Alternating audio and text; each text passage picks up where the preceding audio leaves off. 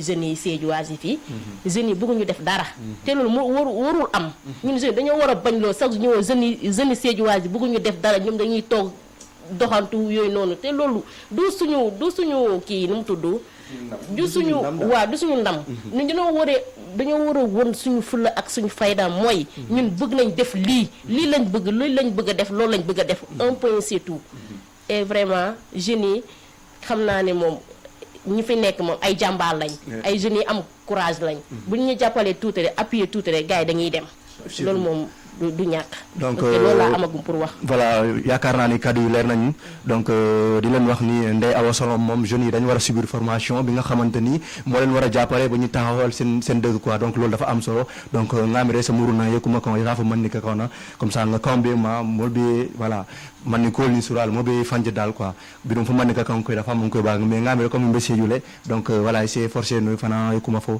mol se moy no dal ya fo nyaawo mutto nyaalo ko man ya ko mon koy bari mba expliquer la demande jeune nyanta kala nyami dans la société intel jeune ite kana no sans la formation jan hani ilafta e do ko dile donc imo formation sip ita kala no la ya moyle il faut que mba ngol ye mon ma ko ya lon ko bi sama diningol ba sate mutala ite ba dami le ko bantale sa ni mol donc ngamere ngani auditeur ta après ngebula ya continuer donc auditeur de l'union mo fananta ñun allo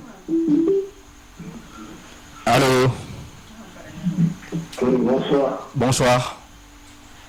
Je voudrais d'abord, c'est du 24. Vous êtes le bienvenu. D'accord. SPK Tambasara Ouleng. SPK Tambasara Ouleng. Vitamine C assuré NJK Diado Kono. Je voudrais d'abord remercier toutes les autorités de Sédhiou et remercier la jeunesse de Sédhiou, remercier le PDG de Sédhiou 24, M. Faye, et Madame Faye et toute la famille. Voilà, féliciter ton courage, toi, Pogba. Merci beaucoup. Le caméraman Siaka et l'ensemble de l'équipe technique. Saluer les invités publics. Alors, Mbari Moussou, le jeune frère de Sisbier, il y a l'intervention, ils sont pertinents, c'est bien. Merci. Et je les encourage de prendre le flambeau et de continuer le bon chemin. D'abord, Dunyamo Télésabali, avec mon Sabali. Ouais, ok, d'affaire. Dengo même Fano. Fondinke, ani kebani alonga sembo bata hakilo dono tukana. Ok, surtout. Bi fondinke à la place d'abord société kono, olomu place balen. Ouais. Place mi alongo fondinke fonti na fate binna. Fondinke nya na fa balale a utiliser nya bon non. Exactement. Chacun est utile dans la société. Tout le monde est utile. Mais un jeune, c'est la force d'un pays. C'est la force d'une localité. C'est très bon et très bon pour les Karam. Karam de Diaramak. Mais Karam Kola, il faut mourir l'homme mini. Ok? Parce que Karam est l'homme de Mamboulou. L'homme de Rola Kamobalou. Ça veut dire la seule à Yolo. Donc, Mbari Moussoni, c'est la formation. Mais aussi, il faut que les gens sachent que le développement, ce n'est pas seulement le bureau. Ce n'est pas seulement d'aller à l'école et être bureaucrate. Non. Il faut entreprendre les petites entreprises. Il y a des mots qu'on a fait, mots qu'on a dû faire, mais il n'y a pas de sous-métier. Surtout. Moi, dans les Nindos, c'est là où on va faire les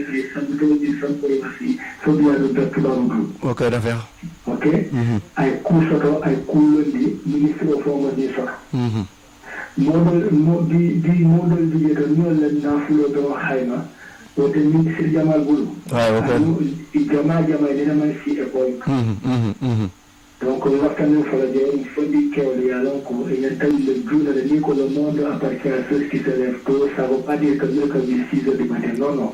Exactement. À côté de Jama, le monde appartient à ceux qui se lèvent tôt, ça veut dire ni alors ko biri fondi ke tawle il telga di sembo kama pour ni kama si fallo di que sembo ganta et de balou la menna ok parce que l'expérience de vie d'une personne c'est 60 ans ok normalement 60 ans sanji mo folo il est à la molle buloko sanji mo flani il fallait faire que boule tare buloko o sanji mo sabenje il mourut buloko. Exactement. Ça veut dire de 1 à 20 ans, et bien de 20 ans à 40 ans, il y a un coulon de l'effet, il fallait bon pas.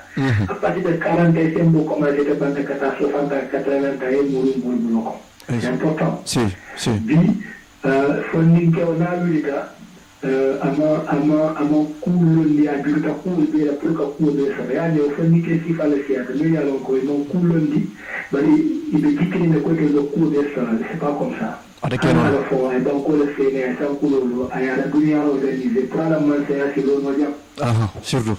C'est important.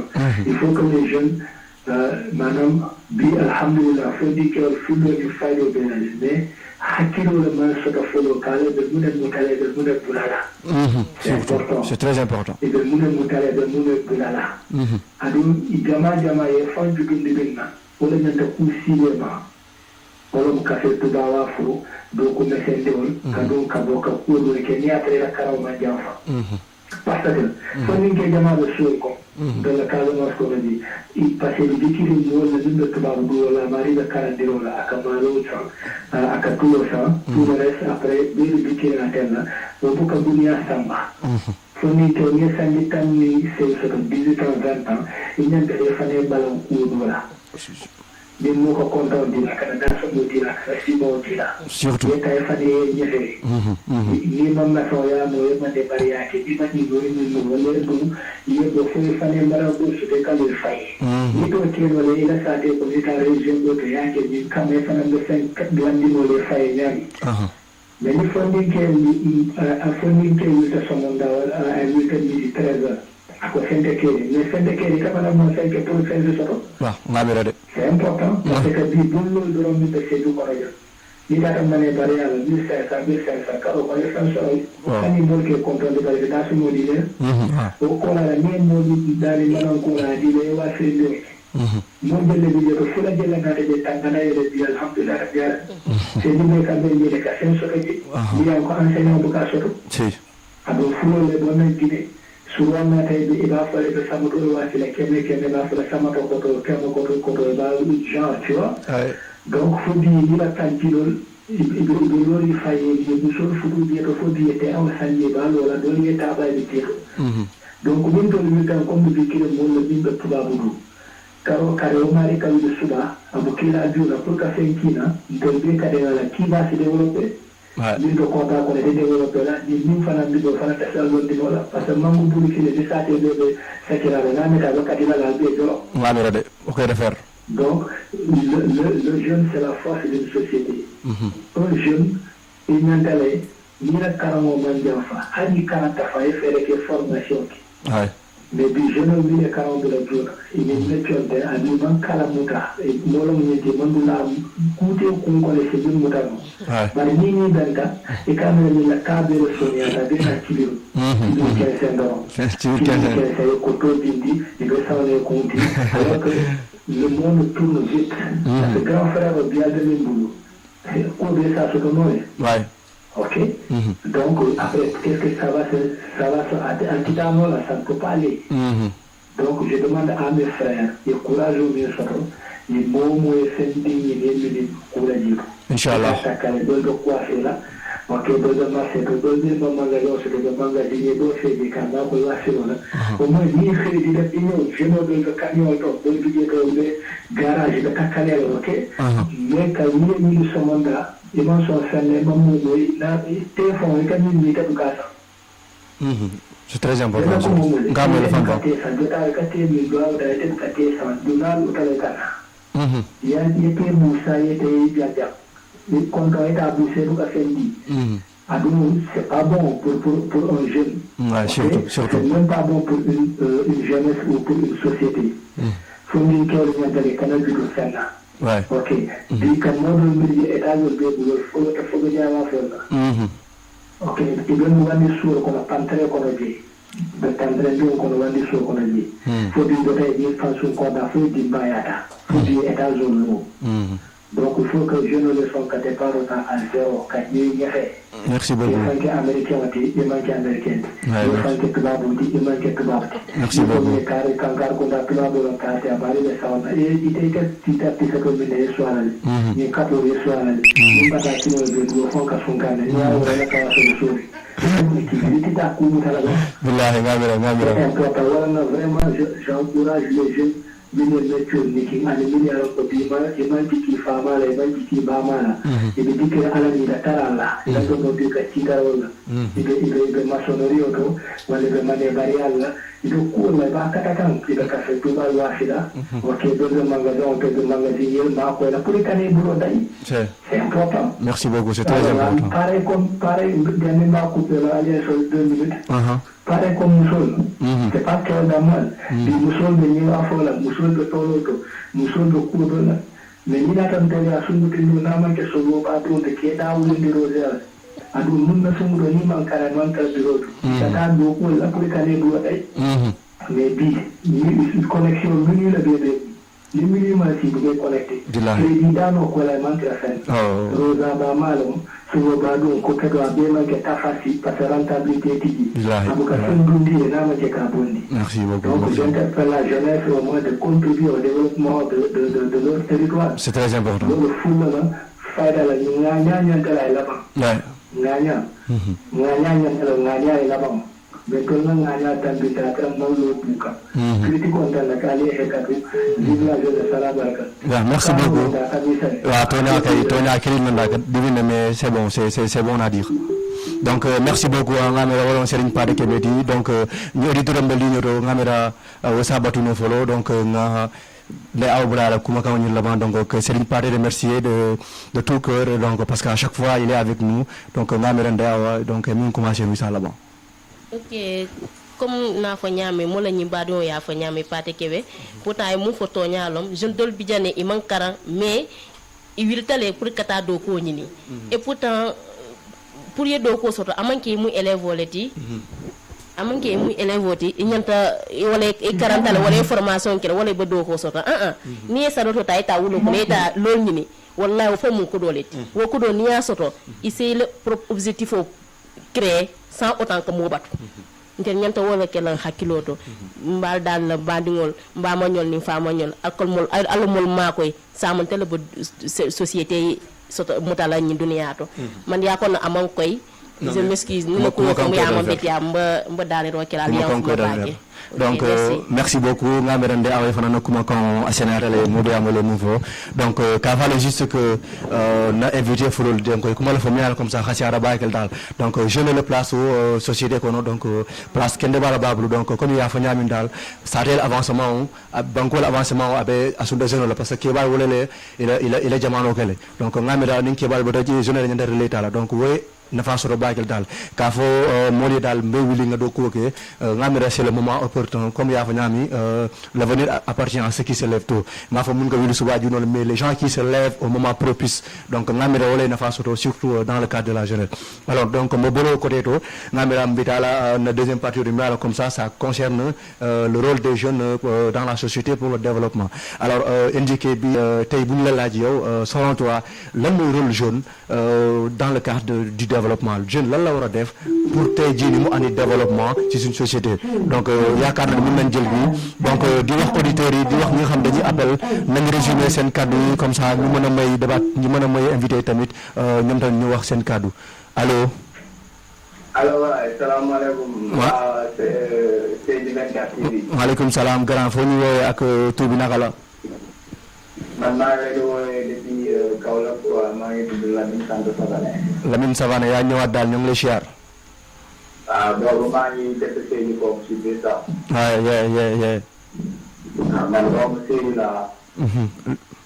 Avant tout d'abord maa ngi leen di remercier. Merci beaucoup ñoo ko bokk. di leen jaajëfal aussi ci émission bi. Voilà di delluwaat di del sama boy boobu noonu seen invité bi ñu koy naan Kaawe Ñëw. voilà maa ngi leen jaajëfal bu baax a baax. merci beaucoup yow lan mooy sa xalaat ci thème bi ñu wax ni mooy place jeune ci société bi. waaw bon maa ngi ñëw ci jeunesse bi d'abord. waaw maa ngi ñaan autorité bi d'abord balaa lépp bu xew. ñu jàppale jeunesse bi. dimbali leen. maanaam ci sama gis-gis nekkul ni ay Jakarta la ñu leen wutal wala ay affaire yu demee noonu mais nañ leen wutal projet yoo xamante ni képp ku ci nekk da nga mën a tey gis sa bopp quoi. ndax tey jii nii jeunesse bi sonn nañ am nañ coono boo xamante ni maanaam ci biir sëy bi. pour déggul rek doo am dara. waaw dafa leer. waaw. mais pourtant sëy bi ñàkkul quoi. si. mais ñu war a defar foofu noonu ñoom ñoo ko defarul. si. ñu am alal ñoo xamante ni dañuy dem di investir feneen nañu loolu ci yeneen gars yoo xamante ni tey jii nii ñu ngi investir ci biir sëy bi pour ñu sëy pour suñu jeunesse yi bëri jeunesse bi quoi. comme ñu mel ni ay ñoom comment dire ay ñoom Astin. gars yi bon su ma leen gisee rek damay jiw mais bëri na ay gànnaar yu bëri yoo xamante ni tey jii nii ñu ngi yëpp ci développement jeunesse bi ak développement town bi quoi. si. dafa am solo waaw ñooñu ñu ngi leen di jaajëfal bu baax a baax seen acte bi ñu ngi koy rafetal parce que tey ñu ngi andi lu bëri ci biir sëy bi maanaam tey jii ñu ngi dimbali population bi di dimbali jeunesse bi. waaw ñooñu seen acte moom ñun mënuñu leen fay quoi gars yi ñu ngi leen di remercier. ñu bëri remercier si ñoom daal. képp koo xamante ni tamit yow doomu sëy bi nga. am nga ay moyens. pour mën a dimbali même ñaari nit wala ñetti nit rek ñu mën a am liggéey boo bu ñu sukkandikoo rek. bu ci xool dara quoi def ko parce que yaa ngi koy defal ci say rak yaa ngi koy defal pour say mag yaa ngi koy defal pour say mbokk. parce que tey jii benn doomi aadama bu koy liggéey mu nekk sa rak rek jàppal ni mën na moom dana dundal ñaari nit yoo xamante ni mën na nekk say xarit lañu wala affaire yi demee noonu kon. man waxuma gouvernement bi sax mais gars yi gars yi am. kattan bi. am doole bi.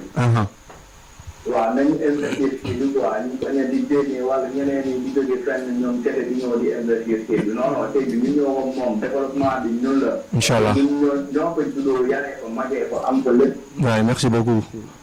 waaw maa ngi leen di déggee bu baax a baax. merci kontaan ci appel bi tamit. jaajëf merci à Grand Lamine depuis Kaolack donc ñoo ngi lay ziar kaddu bi leer nañ donc di wax bépp jeune na ci bàyyi xel donc yaakaar naa ni auditeurs yi nañu may tuuti comme ça ñu may suñu invité yi ñu mën a wax parce que appel yi dañoo bëri donc donte ñoom ñoo fi nekk comme ay invité ñu mën a wax seen xalaat après bu ñu paree ñoom ils ont largement le temps ñoom tamit ñu du def seen intervention donc NJG comme ni ma ko waxoon sànq selon toi rôle jeune ci société bi lan la war a doon quoi pour mën a contribuer ci li nga xamante ni moom la ñëpp di wër mooy développement. si dëgg la ma ñëwaat sa question quoi maanaam man tailleur laa quoi damay ñëw tailleur laa quoi mais dama jàppale ñu ci bëgguma wax sax parce que baaxul quoi peut-être xam nga mais jàppale naa ñoo xamante ni samay morom jeune lañ comme man quoi jàppale naa ñu bëri ñoo xamante ni bëgguma tudd seen tur wala nii ak nii quoi te man simple tailleur laa kenn jàppale ma sama projet man maa ko réalisé sama bopp dama dem ñafe ñëwaat xam nga ma génn dem ñëwaat xam nga muy loolu quoi ma ne man pourquoi pas maanaam xam-xam bu ma am nii pourquoi pas du ma ñibbi ma ñëw toog Sédhiou fii ma daan sama doole quoi parce que maa ngi Nord Mbour def naa Kees Kaolack xam nga dëkk yu bëri dem naa fa mais ma ne man non attends man teemaa ñibbi ma dem toogi Sédhiou gars li ma am ma jël ay affaire yooyu adduna moom xam nga muy loolu quoi maa ngi uti ba kañ xam nga yoon bi tar naa métti naa depuis quand xam nga te mun naa ñëw te maa ñibbi ma jël sama engagement nag ma ne noo bàyyil ma ñibbi si laa ñibbi si xam nga ren gii laa ñëw xam nga presque def naa 2 ans 3 ans yooyu noo côté yooyu noonu quoi Nord mais jàppale naa ñoo xamante ni ñu bëri lañ mais loolu man jàppewu ma ko dara quoi ay affaire yooyu noonu maanaam adduna dimbalante la quoi nit ki boo ko gënee jàppale ko te yàlla tax quoi waaw ci gàttal maanaam nit ki boo ko gënee nga jàppale ko te yàlla tax te looy def nga def ko ci sutura ak ci teggin ak ci yar xam nga maanaam man moom nit ki munoo ma jaay dara mu saf ma quoi mais boo ma jaayee taalibe daf may yëngal quoi parce que adduna avant tout d'abord xam nga maanaam ñu ñëpp ay doomu aadama lañu aussi tamit te suba luy ñëw kenn xamul quoi. aduna moom ci gàttal man sama philosophie nit ki boo ko tanee jàppalee ko quoi. man loolu mooy sama philosophie. donc selon toi nu ñuy jàppalanti dina tax ni ba dëkk bi développé. mu ngoog nag. donc am na solo. est-ce que à part loolu yow gisoo leneen li nga xamante ni à part jàppale. jeunes yi war nañ ko def ba dëkk bi mën a avancer mën a développer. waaw ok ci côté boobu tamit aussi tamit maanaam si structure bi quoi aussi tamit. xam nga maanaam supposons boo ne man maa ngi xaar yàlla quoi di xaar yàlla di julli di xaar yàlla di julli du ñëw quoi foog nga def geste. maanaam acte quoi action. téléphone laay jënd xam nga ma dem jaay ko ma am ci dara ma jëndaat ñaari téléphone ma jaay ko ma am ñett xam nga niveau bi noonu lay gën a yéegee. man def naa ambulant dem naa xam nga fu ne àll ba wër naa ko ba sonn. jaay naa ma ñëw ma réaliser sama bopp ma tijji sama atelier tu as vu. yëf yi noonu lay demee quoi maanaam noonu lay fonctionner étape par étape la. xam nga mais doo fi toog ngay naan xam nga yàlla ngay xaar wala di julli di sabablu di ñaan mais da ngay def acte geste. boo defee geste yàlla dina la si jàppale quoi. mais tant que defoo geste xam nga pour mu ñëw day gën a métti quoi. waaw ci côté boobu laa mun a waxee daal. donc mën nga ñëwaat ci soose def benn résumé ci li nga wax.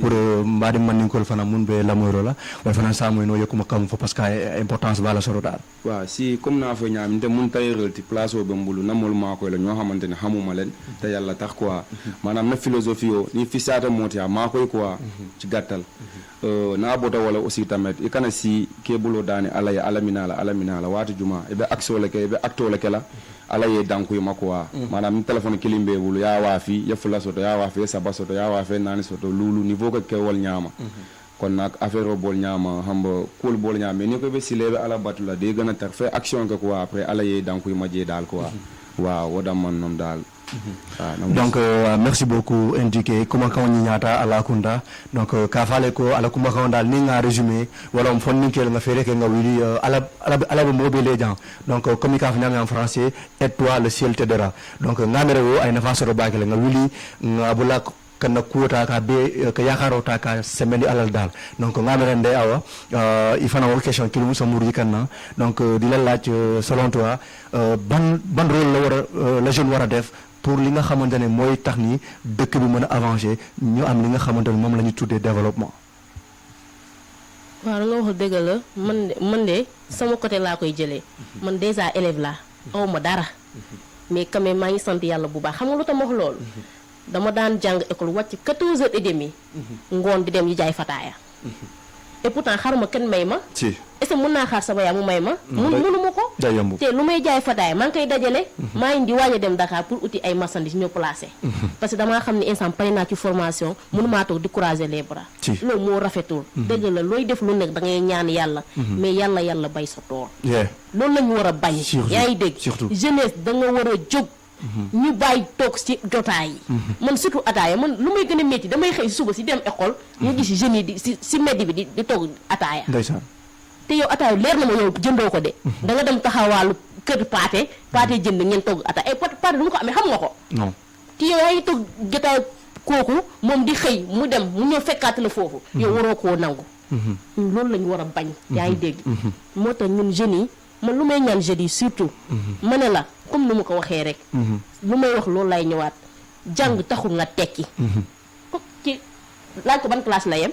est-ce que mën na laa wax classe bu mu yem moo tax mu ubbi atelier du loolu. dafa am objectif mooy man uti naa liggéey ba sonn. lan la mun naa ñëw bàyyi ma dellu Sédhiou. et pourtant nu mu recruter gars yi. gars yi mun ñëw ku nekk dem sa atelier ki tuwaat keneen. exactement développement day am si biir Sédhiou. waaw am na solo. day am force. yow boo jëlee kii jël kii mun après kii jëlaat. baat ci yàlla kenn du génn Sédhiou mu ne day wuti liggéey. billaahi loolu du am. moo tax man sama wax du sori.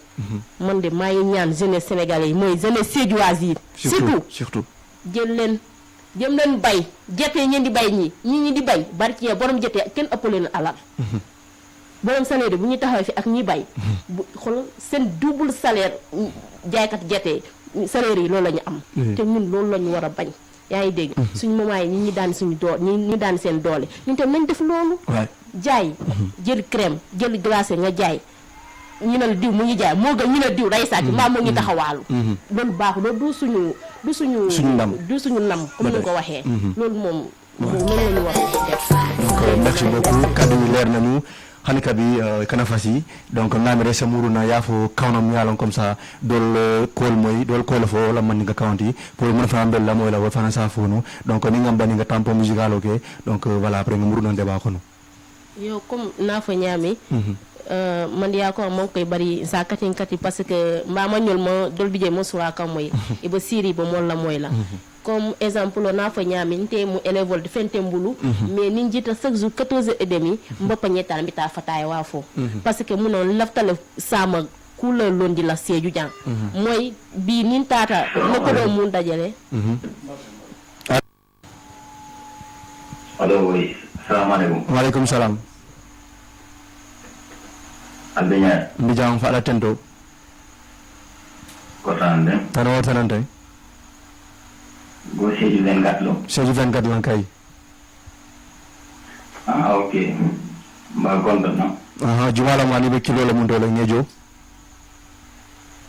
be kelero Italie Musa Biaye nge konton ouais Italie Italie ngol dun tanati tano dia te katel mu badut inshallah na dara alayim fanan nin dama kino bi jamina la inshallah ok bidu na be konta mu de plateau de jeto be jo fam musol ni atel mu billet ngejo Pogba merci mais dans la émission de G5 comme on a Kiliro pour participer jeto eta muro eta subo aja voilà mais dès que la forme faut c'est du zonolé ça a été beaucoup développé sans zone ouais ok parce que ça a été jana be iko abaru mamu muneti funding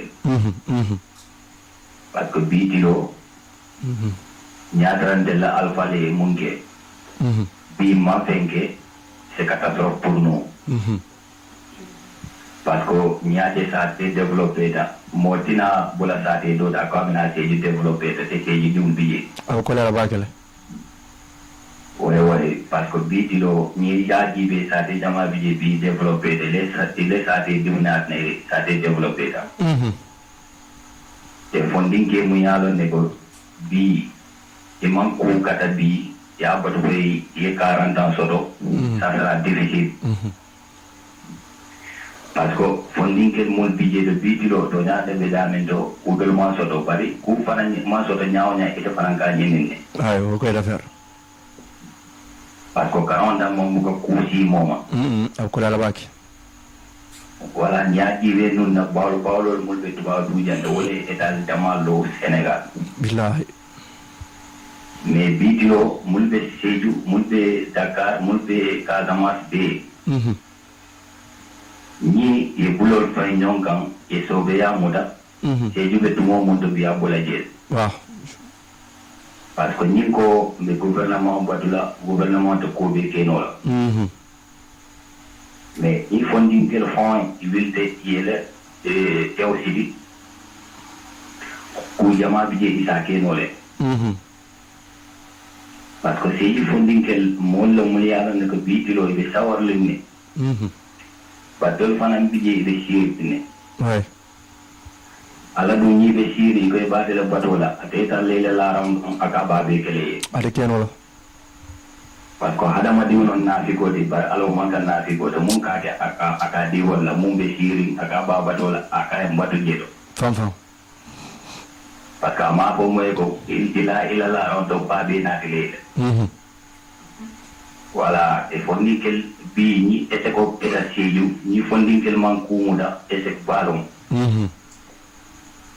parce que ni ata sate mariywa fonni kel be shiri iko be gouvernement no batola ko yalla ba ke fam ni ata bitiro ala jibe seju ko no muliana ne diplôme be bulu olman do ku te ma soto no e kana si le diplôme ay ta foi biñe bulu ila do ko créer fay ngamira parce que ni ko be ku dol batula e ko ni be kula ni ku na te taraje ta officiel surtout bari mo te tarla e be kula ate ma ko ila mais ni man tra kula bana mo te ma ko no la parce que mo mano ila tamu ila o ko yala ba ke la fam della fa mon la seju fondingelen be mu bakilin fakilin ne den della ko fotu inte kon nak ni mo be ya soto rek mbele ya soto e mo bilin na soto su ko no mo wi tilim ba ko ma ak abe ko yara bagel ouais surtout aketa musoti wa akata kewti bi dilo mo mantra jamano mu yala ne ko kewda man nyanda do ko kala muso nyanda do ko kala kew nyanda do ko kala wala nanga place bi musol nyanta lolo place to le parce que mtambe to jamano mu yala ne ko ka fo musole asi jono ale tabilo ke bi dilo nyanta tambilo jamano to le musol ko na nyanta postu kendo so tala jere ke kono si ikana jibe doron seju musol ye kutu farol do wala ye tu tengo do singiro do no mo tabilo jamano la merci beaucoup tubawol be tuwa jando musol ni kewol be ka do ko ke kon bal kon don nambal jayla namira dol be silo kanane ta kilo kera surtout ça ba ko do fana buli amay donc kontaan da baax ya barka ke ba Moussa Biaye ok kontaan da ndal sewoda merci beaucoup donc dele dara nyala kunyato yamay amin merci beaucoup donc ngamira olon keba mati Moussa Biaye de l'autre côté de l'Italie ka fanon konton ka jaya la kirli nyimala donc ngamira digé son son la moy Reptile Music en featuring avec Karabalik Beat Fleur la côté donc tampon musical muruna nga débat continue donc ñun fi ñu tollu ni stress dootu ñu ray ñoo ngi sant yàlla sant ko suñu ndey liggéey rek ko waré wonde jaru ñu jaay man lim lay wax ni fu leer la ko tek ay wa hey fu leer la ko tek boy lim lay wax ni fu leer la ko tek ay fu leer la ko tek man lim lay wax ni reela di fecc ivña xaraj lo la bir Snapchat gëmo won dina tak tegel li ngay gënta may flam nel sirina dugal bok tik from Jack man rappeur bi set wecc def son sa wa gala TikTok ne len jaxal bi na len ko cak mënu gëm lo dégg du jàmm li du rap kese reptile kese da nga laajtem déet nun rek ci xale ba sa biir gaale di butur ngaale niggal loo si mën gang das ko sa main fi ñoo fi ne loo ñu ma ñàkk ragaluñ yoole dund ak dee ñooy ànd valaar morgulus ñoo tim day game bi nigg xanaa gisoo dëris ci biir rek lay daanu du gis fen sama échec gang reptile comme cœur bourgeois yeewu ba coole dépasse lu leen lañ koy teg seytaane nga doon wër gis iblis perte repère jël game bi def ko gel seen rappeur yi di misère ay fekk ngeen wa yaarul nee la régime anarchique nga nekk amul vote investiro sa xel di wait for a day ain't no mercy in this motherfucking pussy nigga wa yo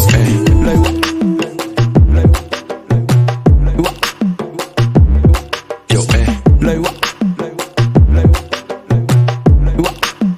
non nga continuel wax ñi liggéey ñun fi ñu tollu ni stress dootu ñu rey ñoo ngi sant yàlla sant ko suñu ndey liggéey rek ko waré wonde jaru ñu jaay man lim lay wax ni fu leer la ko tek ay wa hey fu leer la ko tek boy lim lay wax ni fu leer la ko tek ay fu leer la ko tek man lim lay wax ni aljanay suuf ku ma fa dëgg nag ma di massa ay pajali rappeur laa war a tëral paa kay dasal nangu rek yombali news regleel yonga ci uur bañ doggali buur ñu doggali suul doo jaay album sama di suul bokk ñu yoon ndax te góor jigéen fu mu jaar kenn waru fa aw sa carrière pant nga daaw man maa ngi sa kaw boy namuma kaaw kontalu ñay si gënnu bay guraasu weñ si dënnu fekk maa xew ki pënnu tes tekk fu leer gisal ñu daan mësa jug sax bay daanu gemi touche passé à nous karabali gun taj ca xaagun dogal fu dëggër te xaar ñu bay sa xapp taati mënul tëju label bu ne joxe nga ko fa maa ngi jàpp daaj ni ko tëju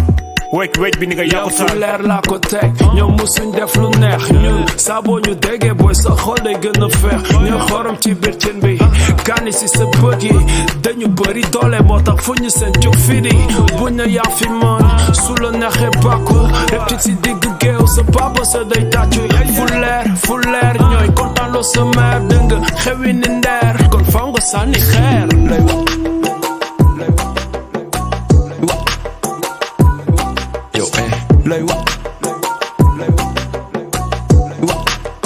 wow fu leer amaguma sens te xooti naa licence bi caaxaan nañ ba feesal salle bi comme lu ñu def du job si seeni avis sa carrière comme lu ñu jam se datif capp si daaji xali maam bu gël bi prince la ville dañoo wér si trône bi séddoo xaalis ngeen ni séddoo notin ba tey kolo kolo pour teg seen i zomi ding dong karabali kala lingom ba nga saf saf suqi ginaar suqi rappeur saf saf bul ma caatu négal laaf caat foo ma gis taxaw commando xaalis ni boomerang lu dem ñëw chaque jour seen message genn sama kóol may gën a bëri paaw di leen gos ay fu leer laa ko teg sañ naa woo monsieur le commissaire jaay ko prek allo allo bizarrement léegi su ma wuyoo dañuy bëgg nous sommes star la en fait yaa ñu mën fa ko teg décapitel sa bopp nekk en tête Marwan nang leen laaj boo bëggee xam luy xewi gang bi wàññi néew yi gang bi jël seen jànki jeegi xam fi métti di ko wokk ak jaas yi sémiñ xaj bu dee bi boo fi sooboo géeju jaasit ngay gis wàcce naaj bi nga ne leerul jaarul laaj fi reptile kaa ñu jël la boode kaali jéena kaati péri baabi jaabi ci tampon musical bi donc ngamira han kabi ndey awa samuru donc yemu commencé no yere résumé ndenge man nga kana kafo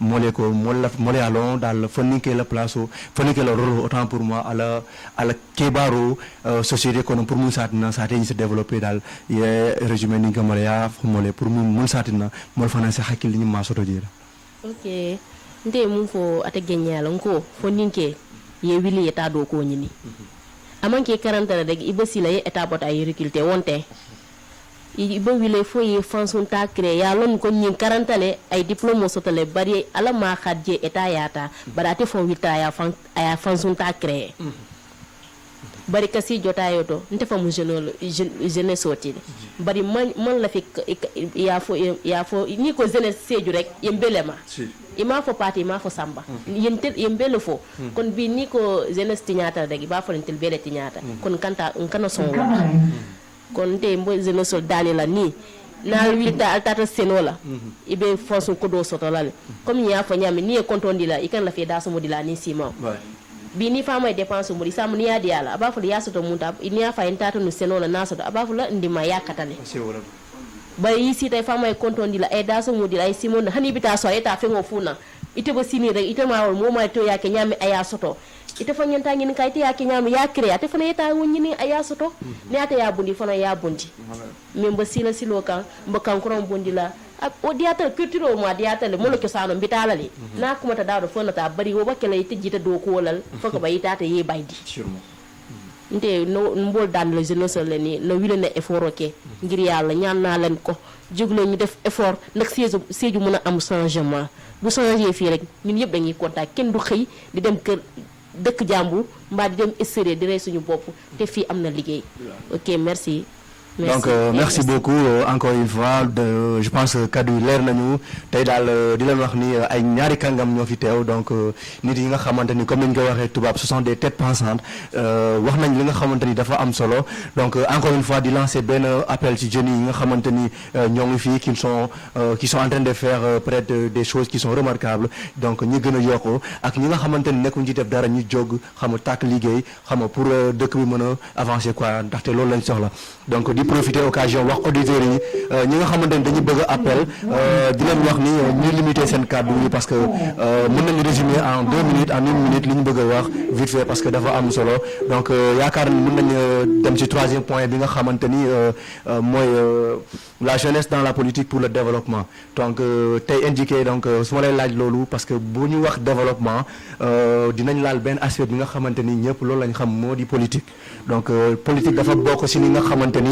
donc yaakaar naa ne audio mën nañu jégalu tuuti mu may ñu jekkali waxtaan bi donc après mu ñëwaat quoi donc comme ni ma ko waxoon sànq bu ñu waxee développement dinañ laal benn aspect bi nga xamante ni moom mooy politique ñu jégalu jël auditeur bi allo. waaleykum salaam. Mohamed sant bi. Mohamed Diop ah ok Mbappé ñu ngi lay siyaar. kontaan si yow kontaan si yow. merci merci.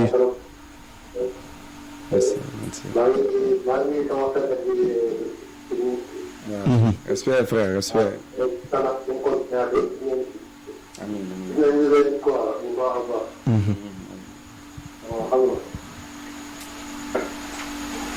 donc lan nga mën a wax donc yaakaar naa ni kooku dem na ñu ngi koy siyaar kookoy Mohamed Diop de l'autre côté de Dakar donc ñu ngi rafetlu appel bi tamit donc voilà comme ma ko waxoon sànq bu ñu waxee développement dinañ laal forcément benn aspect bi nga xamante ni moo di politique donc dara li nga xamante ni dafa bokk ci liy tax ni dëkk bi mën a avancer parce que comme nañ koy définir ci tubaab la politique c'est l'art de bien gérer la cité donc bu ñu waxee gestion cité donc loolu dafa am solo donc ma lay laaj yow lan moo nar a nekk implication jeunes yi ci politique voilà pour ñu mën a développer dëkk bi. si évidemment li nga wax ni yoon la sax dëkk moom mënul dox sans politique quoi c'est impossible mënta ne. mënta ne xam nga politique moom kay moom foog ñu def ko. waaw te bu ñu deful politique sax daf ñuy def. waaw ñu xam nga ñu daal di sóobu rek ci politique bi rek.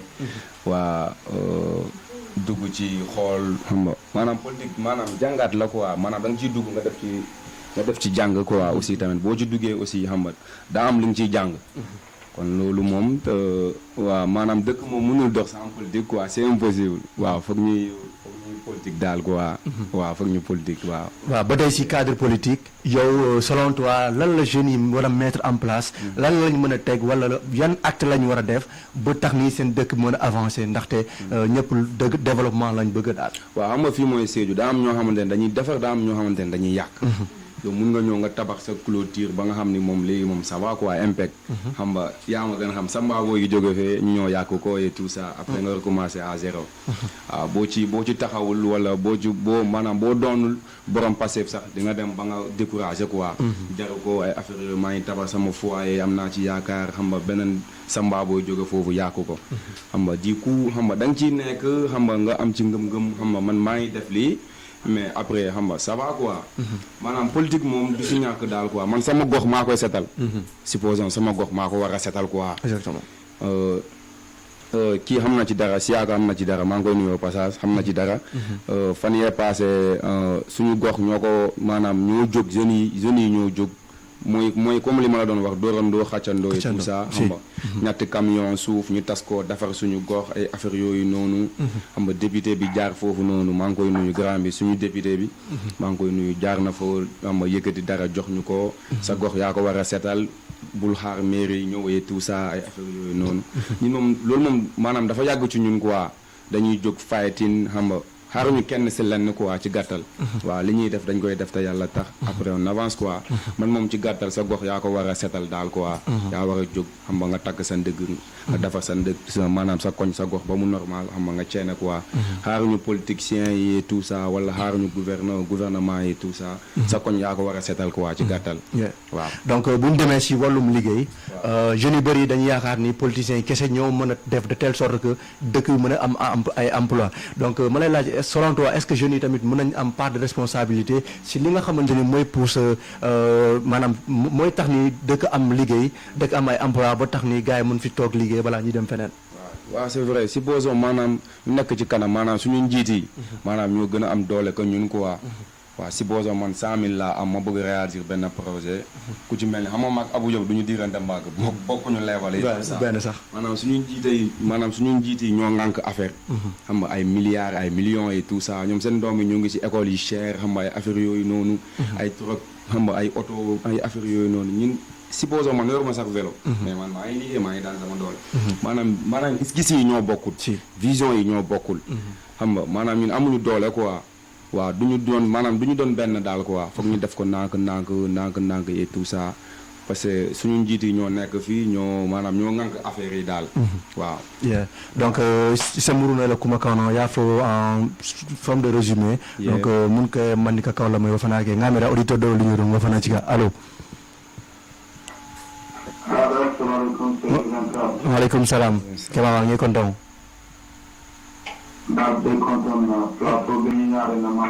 Merci beaucoup Ngejo Fanfan.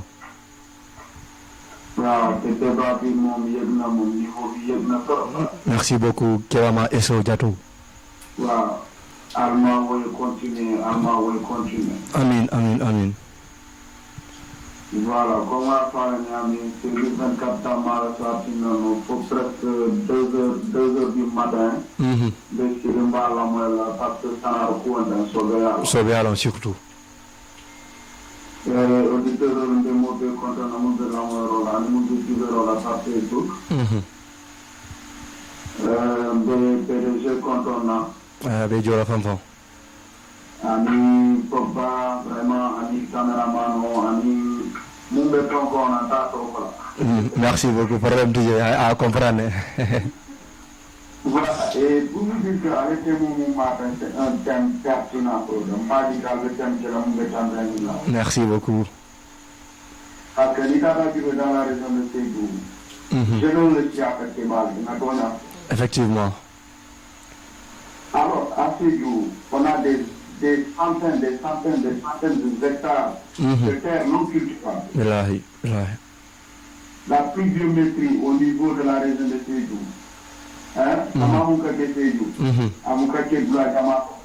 Ouais, surtout. Comme la sœur à la Founyami, en jeune et huile et pas Mantra Sanaro, Léa Boudoré, Bafolani, Kamou Founyama, et moi je suis un artiste chanteur. Ouais.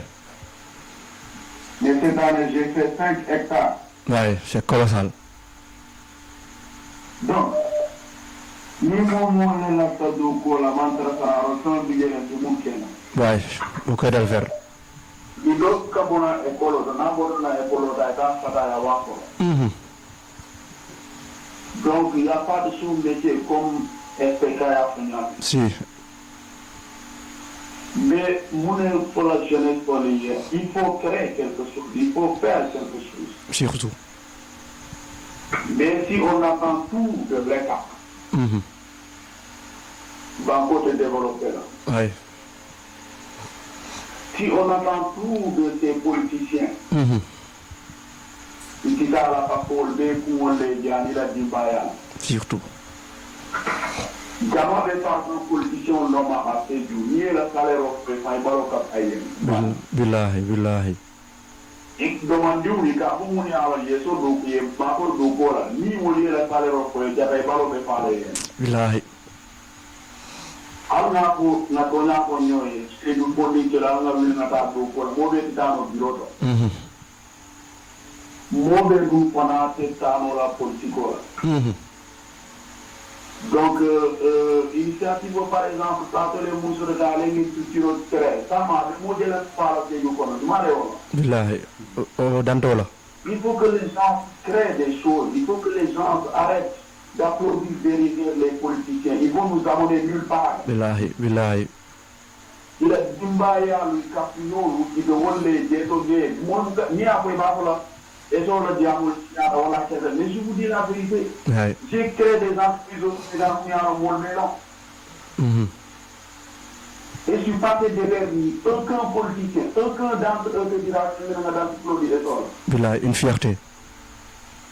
Il m'arrive de lui l'année pour OK. Moi, de toutes les façons, allez avant, il m'offre le nombre de places. Je suis même en train de penser qu'est-ce que je peux faire pour eux. Déjà. C'est ça, mais là, on a les boulots possibles, c'est pour nous dire là, c'est du on a les bancs, voilà.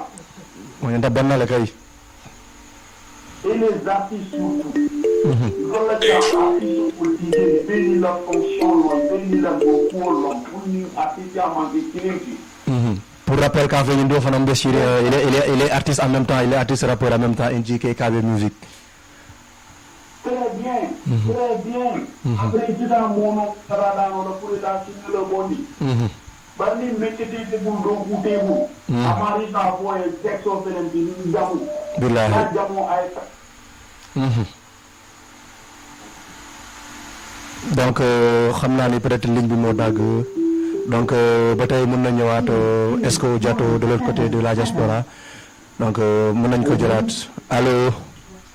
Salaamaaleykum. Waaleykum salaam. Comment allez, monsieur? Ça va bien, alhamdoulilah, on ne se plaint pas. Voilà, donc, am na taux de dollar. Hein? Comme na taux de dollar. Oh, d'accord, il n'y a pas de problème. Il n'y a pas de souci. Donc, comme ennemi de tableau de calcul quand on va débarquer. Ngejo Fanfan. La dame à gauche, après, il devient Nando Pogba, donc quand on va débarquer. Merci beaucoup, Ngejo. Alors, j'aimerais aussi participer à l'émission. Ah, tiens, allez-y. Donc, pour le Colombie, c'est une pandémie sur la jeunesse et le développement. Donc, sont deux mots inséparables. Ouais, ils vont de pair. Quand tu parles de développement, tu fais référence à la jeunesse. Tu ne peux pas ne pas parler de la jeunesse. Parce que c'est l'un des plus grands piliers du développement. Surtout. Voilà. Et puis, il y a comme nous, Et ça. Après, la jeunesse constitue une partie, voilà. Il y a presque la population, un tiers ou voilà, les 2 tiers de notre population est jeune. Surtout. Surtout. Et puis il y a des terres cultivables, des terres mis à encore riches en engrais, tout ça là. Il y a encore des gens qui ont voilà. Parce que non seulement les jeunes ne veulent plus aller au champ, mais deuxièmement aussi, et moi, ambition, car on parle de développement, mais ambition, pour qu'elle rencontre exactement. Et le fait de parler de développement, autant mettre en place des actes. Je pense que vraiment, on manque Billahi. Il va falloir qu'on mette en place des actes surtout. Mais pas voilà, parler de développement tout le temps, développement. Et moi, pour que le ministère de développement. Billahi. Bien vrai, vous avez parlé de politique tantôt. C'est bien, parce que mon politique, comment on peut pas ne pas être politicien. Ni de mon politique au Gabin. Forcé, au quoi de le faire. Mais il va falloir qu'on fasse plus d'attention. Donc ngamira julo kundido fanandile me han kabi ka fa so muruna comme a to dondale mba kontona mba tentula la kirlo nyum mala donc ka afa NGK donc sa kuma yemu commencer nu sa la bonno man ka kawana donc nganande aw fana nyin ga fana ko ba kaw ngamra auditeur wo yam fala mo le na débat continuer donc NGK si comme naa fa ñaami rek xamba boole ñaama xamba bi ñu politique moom man suma sañoon sax politique kool moom muy loolu parce que xamba politicien moom muy loolu dèjà ni ko politicien moom ma lay àlloon ne moom munti kon nag xam nga dèjà kon loolu duñ ci soobu sax duñ ci daal dugg sax te duñ nooloo fondo maanaam sa gox ye saate ye banko xam nga tel ba Sénégal la sans autant que politicien le na ni be maa koy la yenaana ye jàppale te yàlla tax te politicien fana mu ko kuukee te yàlla tax intérêt lom politicien naa be nooma ye intérêt la be nooma chantage lom ñi ngi ke nañin di la dafal ma lii ma jox la lii itali ga fonctionner wal ñaama ni ga to ñaa folati ni titala fay ko la fa mu ya lonko silo tay ni fonctionner kon ye kala ko intérêt le budget kon nak ni tada dans ce cas là ni tada fayo long ike cene le xam ye ko ñoo sénéand ye ko ñoo doku ni be jappalé le jappalé ni te jappalé amul problème après on avance c'est ça quoi non la soto même fa la quoi donc merci beaucoup NGK ngamira ile kuma ko nyaadale kavo foninkele dal hankabi albala émission na kono ngamira kuma ko na amwele donc politico donc kula mela comme ça tabula no la fonga ke wala molke mais ngamira politico mo kane basé auto NGK la jibero ala kul jenya mo kane basé auto fo yamira sans politique ité la sate dara no sans politique ité la sate développer no donc ngamira ñu deluat ñu joxat micro ndé aw mom tamit donc mu ñëwaat ci même domaine bi donc selon toi comme mom ni mu ko théoriser yow ci sa gis-gis lan la jeune wara def ci li nga xamanteni moy ci cadre politique pour mëna andi développement ci goxam ci dëkkam dal man de suma comprendre sa question bu baax jeune baxna bu loolu dafa baax pour ñuy def politique xam nga lutax parce que tay bu nit ñëwé mu né dama bëgg def campagne yow sa dëkk mu ne la dama soxla jeunes yi xam nga tam soxla jeunes yi parce que xam na mo ci jeunes yi dañu am carte électeur té dañuy jeunes yi lañuy voter paa yi sa li dañu am na paa yi xamante ak maire yi xam dañoo teel a dem voter parce que dañoo sonn té jeunes yi mooy jeunes yi bu ñu voter normal moom mooy tax yow nga am liggéey waaye ñun jeunes yi bu ñu déggee politique dañuy yaakaar ni dañuy dem pour tàccu ka fecc mbaa ñu meñu 1000 francs du loolu té bu ma jógee Morkunda mu ne damay dem parti bii parce que tey damaa bëgg luy tax ni Morkunda mu baax nag benn amuñu yoon bu baax lampi baax amuñu ko léegi man ma dem kooku bu waxee ma tàccu di reetaan du ma jël micro pour wax ne ko man maa ngi sa ginnaaw bu subaa yow boo demee ba am nga fàttaliku waa Morkunda parce que jeunesse Morkunda jóg nañ jàppale la loolu mooy politique waaye politique dem daw ginnaaw nit ki ngir ay weccet man loolu dox ma ci loolu yaa ngi dégg ñun jeunes yi loolu la ñu war a comprendre politique dafa war a ñëw fekk ni ñu xëy nañ waaw surtout yaa ngi dégg gontu nañ ñoom bu ñu ñëwee xanaa ñu yokkal ñu waaye du ñu wàññil dara sûrement ñoom bu ñu mayee ñun du ñu avancé exactement bu ñu mayul ñun dañuy avancé parce que ñun créé nañ lu nar a créé ba pare surtout yaa ngi dégg moo tax politique baax na trop politique mënul def Sénégal sans les jeunes mënu nekk baax na ci trop waaye tamit da ngay xam lan mooy sa intérêt ci politique surtout man loolu la am pour wax jeunes sénégalais yi donc ñu xam ne politique lan la njëriñoo si ñun du neex na trop nga dem ñu may la xaalis neex na de mais tamit boo waxul sa problème kan moo koy xam te pourtant ñoom bu ñu gagné dañuy xalaat seen njaboot yi te yow bu ngay dox seen njaboot yi fekkewuñu ko dañoo tëdd ko nelaw yow ngay dox suba ngoon des fois da ngay dem sa parent dóor la mën a foo nekkoon billaahi léegi loolu yëpp pour lan politique jaru ko sama xarit ni mu ko waxee rek politique de bu dee boobu kese la taxul ñu tekki ok merci donc ma bëgg nga ñëwaat si li nga jotee wax ci olof nga reprendre ko en guise de résumé pour ñi nga xamante ni ñoo ngi déglu émission te ay soose lañu voilà ñoom tamit ñu am ci li nga xamante ni moo leen mën a njëriñ daal mbaaniwol mbaal daani la politico abetiate bakele pour les jeunes mais nag kata politico pour le mot politique nkana son wala ni wite ko vita politico nyim patriot ni futata a faye ni wodi amuto faye bandi a fo wo mo anin sonna diamu ni mi ko ta fo ye mbotana mor ko ndale barintele mor ko nda silo bete tije lampe tije et pourtant ni minado suto nga taki le fo nga futay te bita dami et pourtant ni tiya so rete nyeta seju jeunesse mor ko ndal et c'est o avancement politico abetata mais day nanata ayetere ite fo yele fon sun do ko soto ni abe ma ko la il avantage parce que il do ko bo wilale banite bo siri koy bo politicien bata na gagneta ite na soto ite ta munna tekela no wala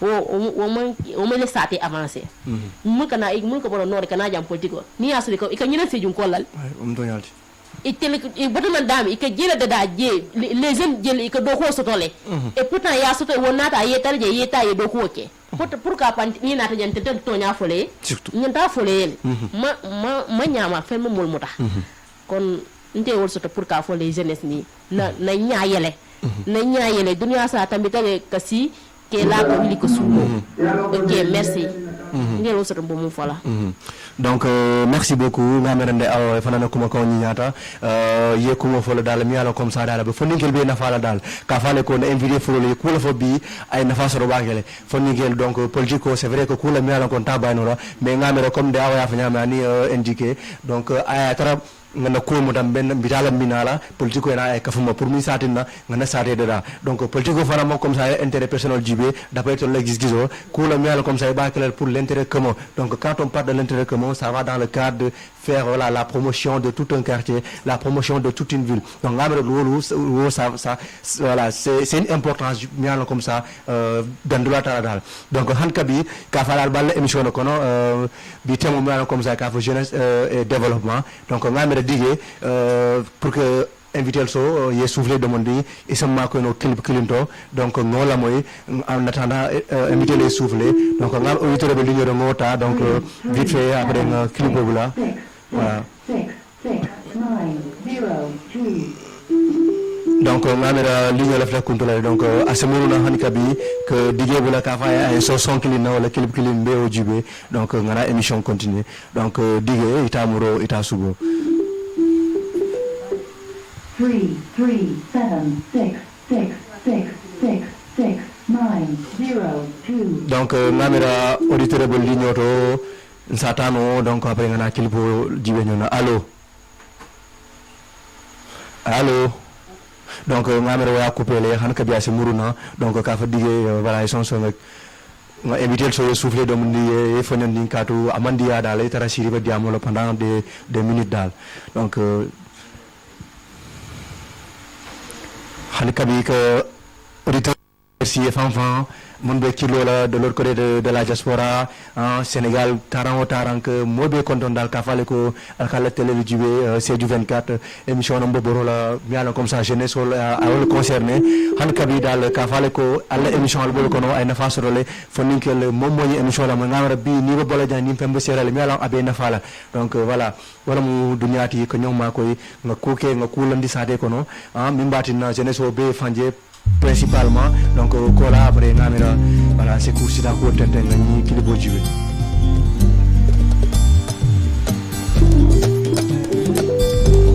337.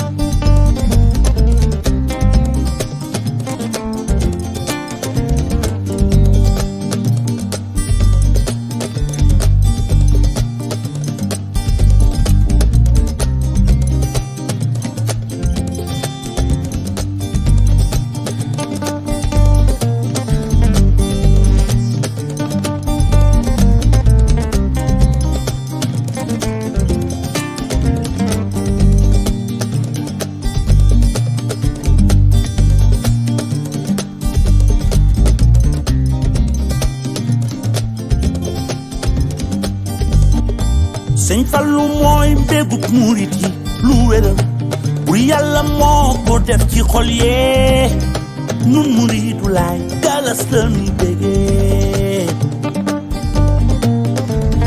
bu wéral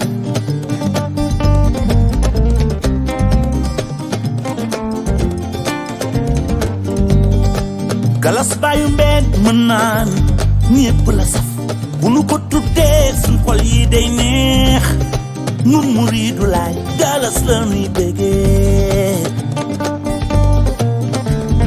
Kazu Rajab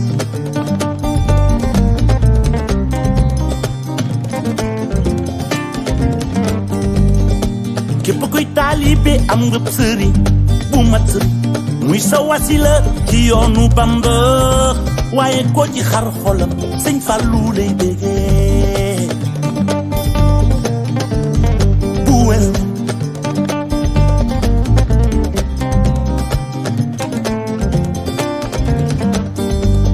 man li ma xiir ci moom billaay xaw ma ko sax fu ma jaaxle Sëñ Fallu lay woo man Youssou Mari Sène Sëñ Fallu lay bégee lu wér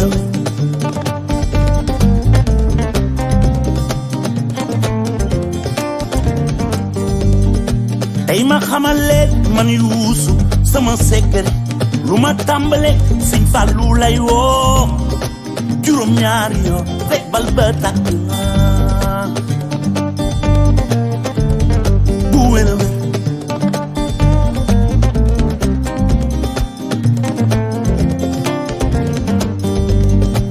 lu mu wax mu am Sëñ Fallu yàlla ko ko may bàyyi Sëriñ Baara bàyyi Sëriñ Abo bàyyi soxna moo ñi rek la ñuy bégee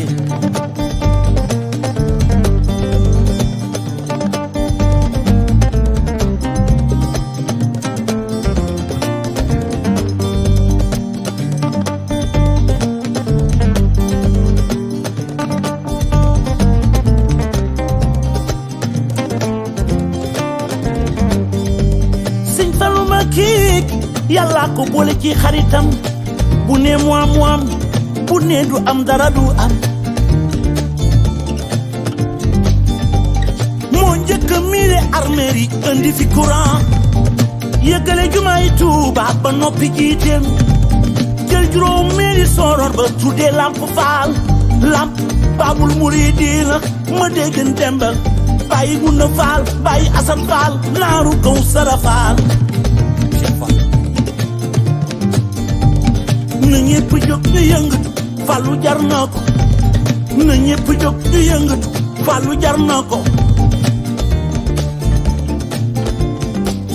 Sëñ Fallu ni woon may Sénégal ku weddi laajal Senghor doomu yaay di land Sëñ Fallu moo sañ ci Ndindi Sëñ Fallu di def ci Dindi Sëñ Fallu ku réer mu Dindi Sëñ Fallu mooy Sénégal Sëñ Fallu moo sañ ci Ndindi Sëñ Fallu di def ci Dindi Sëñ Fallu ku réer mu Dindi Sëñ Fallu mooy Sénégal baatin bëri na nga neel ya feeñ na baa xam nga siiw na bégal nga réew me Cheikh Fallu ñëw na noflaay ga ñëw na xéewale day na bégal nga réew me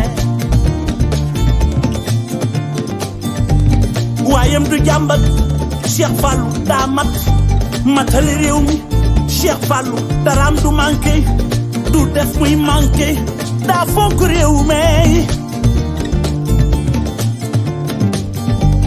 moo njëkk a miile armeer yi indi fi goudron yëggale jumaay Tuuba ba noppi jiite ñu jël juróom meeri soroon ba tuddee lamp faal lamp baabul muridiina ma déggen demba bàyyi ngunda faal bàyyi asan faal naaru kaw sara faal Cheikh Fallou moo sañci ndindi sëñ Fallou mooy def ci dindi sëñ Fallou kuréel mu gindi sëñ Fallou mooy Sénégal sëñ Fallou moo sañci ndindi sëñ Fallou di def ci dindi sëñ Fallou kuréel mu gindi sëñ Fallou mooy Sénégal na ñépp jóg ñu yëngatu Fallou jar na ko na ñépp jóg ñu yëngatu Fallou jar na ko bàyyi sëriñ Bass na ñépp jóg ñu yëngatu Fallou jar na ko bàyyi sëriñ Abdou Fatah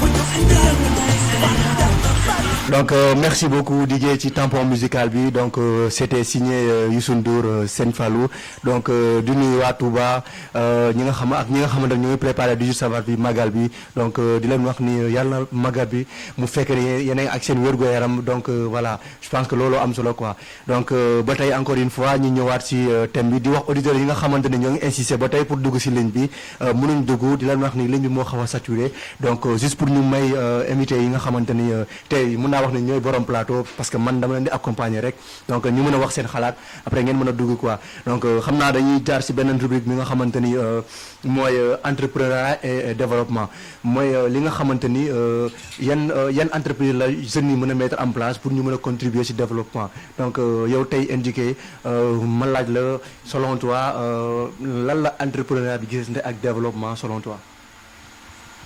waaw supposons maanaam loolu moom xam nga foog ñu waxaat ci encore aussi tamit maanaam développement sax d'abord maanaam développement lu rëy la sax maanaam dëkk foog mu développer maanaam supposons yow boo amee 100 000 kii am 100 000 quoi xam nga bëgg a def dara sa dëkk te bëggoo fi jógee xam nga da nga bëgg daan sa doole fii nii xam nga maanaam toog waxtaan la boo leen toogee ngeen waxtaan ngeen tënk supposons ngeen dem bayal bu ndaw nga ne non man moom fii moom samay projet fii laa koy réaliser quoi si 200 000 yooyu noonu nga tabax li nga war a tabax xam nga jënd say matériel li nga war a jënd xam nga commencé yëkkati comprendre nga maanaam loolooy développement quoi waaw si maanaam sama xalaat bu gàtt quoi loolooy développement xam nga maanaam loo am balaa nga ko yóbbu Ziguinchor wala Tamba xam nga indi ko sa dëkk quoi nga ne non man fii lii nii li ma am ni fii laa koy investir quoi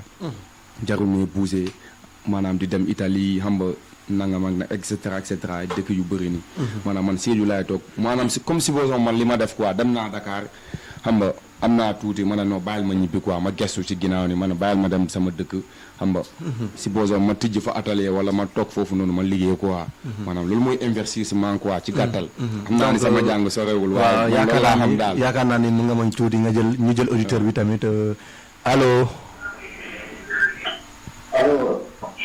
allo oui. oui salaamaaleykum. maaleykum salaam. waaw naa ko ndon Seydou Ba ka boobu. Seydou ne ko ndon. sama gars yi ne ko ndon yibu patanante. waaw tanante ba waaw vraiment je suis très content quoi parce que émission la ko la mooy vraiment. effectivement.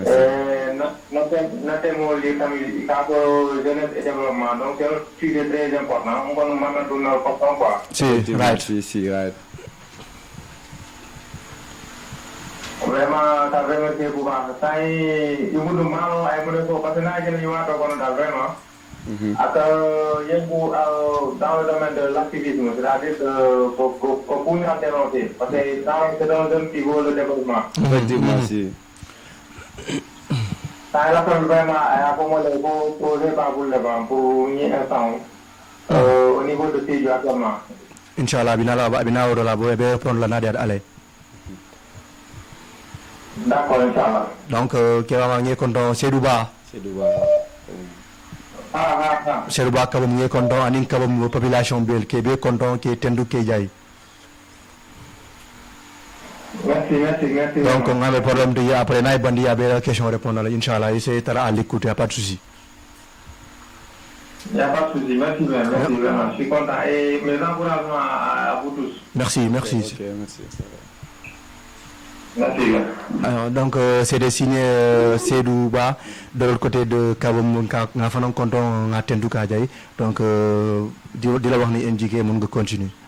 waaw si maanaam man loolu laa xam comme développement quoi waaw xam nga loo am bu ko maanaam bu ko pasaree da nga koy économiser téye ko nga ñëw investir ko sa dëkk daal quoi maanaam si boo jógee Sédhiou nii nga dem Dakar nga am fa milliard wala million nga ne non te maa ñibbi ma dem investir ko sama dëkk quoi man loolu laa xam comme développement daal maanaam sa dëkk yaa koy doxal bu naatee yow la bu sooxee yow la maanaam lépp ci yow la daal maanaam mënoo am ay milliards nga dem tabax ko maanaam zig te nga dëkk fii xam nga te nga doon doomu Sédhiou daal quoi loolu moom loolu leneen lay nirool mais boo amee million nga ñibbisi nga gëstuwaat nga ne te maa dem Sédhiou comme nga Sédhiou laa bàyyee ko fa laa cosaanoo te maa dem investir milliards yi noonu nga ñëw nga tijji salon wala cosmétique et tout ça nga toog daan sa doole quoi man loolu laa xam comme investissement daal quoi waaw. Donc loolu am na solo ma bëgg nga reprendre kaddu yi ci manière très brève soos.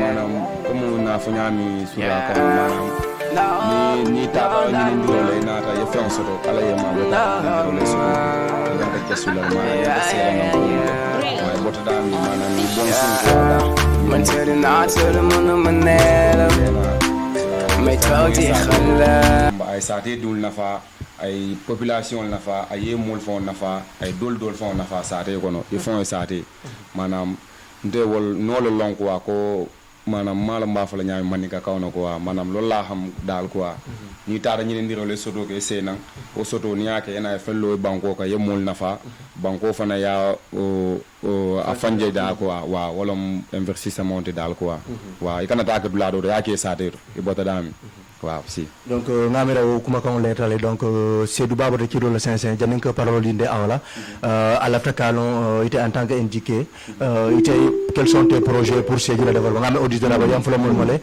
donc ngamira je jamu continue si manam si bozon des projets li si atale quoi parce que mun tayer relati am lafta projet jamal aussi tamet quoi dafa na projet si ata bagale te mu artiste wa fanan di nga don kilo laale amba mais projet si ata dal men de manam mu ne ku kili na kende dimi na life ko no quoi manam de man la fi injustice la quoi waaw kam batandi bagale quoi mu la fi ke sembendol batandi et que condition et que ku dimi no la sembendol ko neew doole di la neewal lolu buguma ko dal waaw buguma ko man la donc ñu jël auditeur bi tamit di nekk ci ligne bi allo oui. Allo oui. Allo oui, maa ngi lay ziar. Delloo ziar. waaw man damaa bëggoon a bokk ci émission bi. ayca yaa ngi si biir. delloo ziar gars yi. Delloo ziar ko kan la ak foo ñuy woowee mën nañ xam tur bi si possible. ma la Amares. ok grand bi Amares mooy sama ménager. ñoo ngi lay ziar. di bëggee sama adresse bi indiqué. respect frère respect. ak invité bi. ak caméraman bi ak gars yëpp.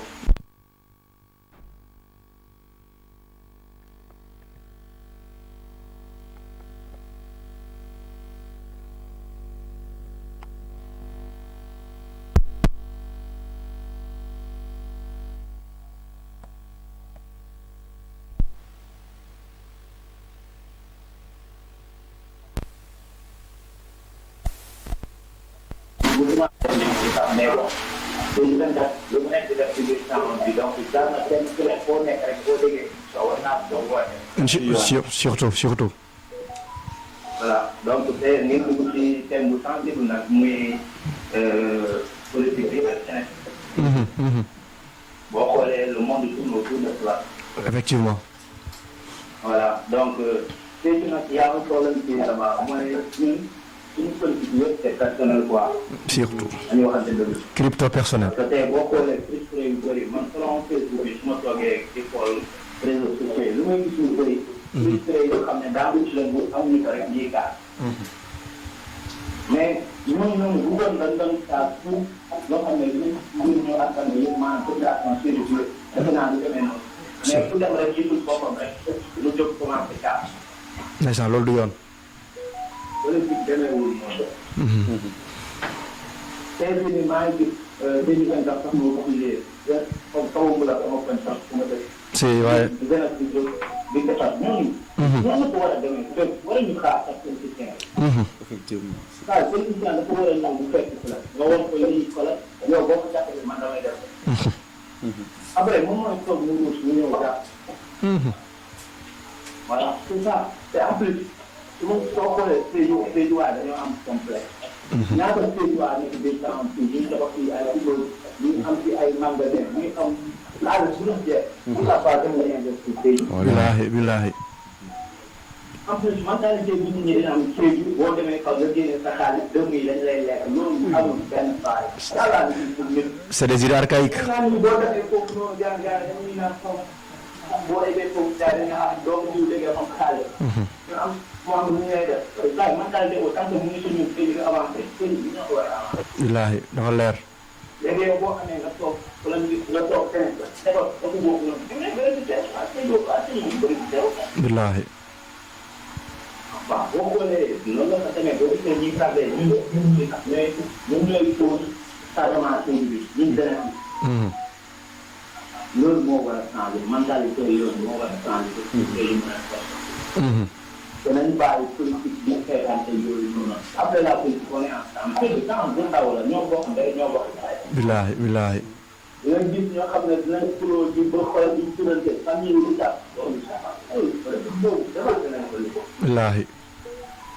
di bëggee sama artiste bi. dafa mobiliser la parole. Billah merci. yaakaar yëpp. dama artiste bi initié.